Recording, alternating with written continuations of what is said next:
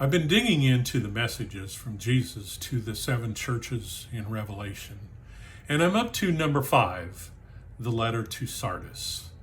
And this is a pretty sad situation as Jesus describes it, because he says this: I know all the things you do, and that you have a reputation for being alive, but you are dead. Wake up. Strengthen what little remains, for even what is left is almost dead. I find that your actions do not meet the requirements of my God.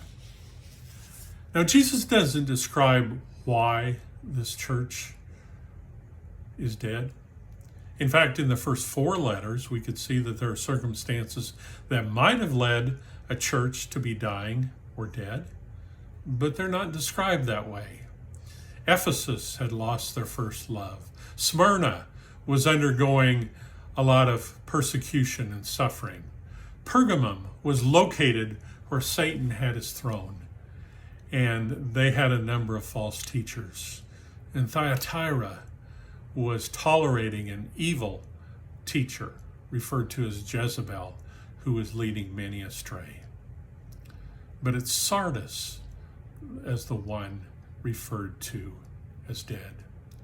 Now, this is something that we can learn a lot from, because we can look around in our society now in America, and we can see that there are many churches who have lost their influence, just dwindling to a small amount. They're dying and eventually closing up as dead. And so, how can we identify that?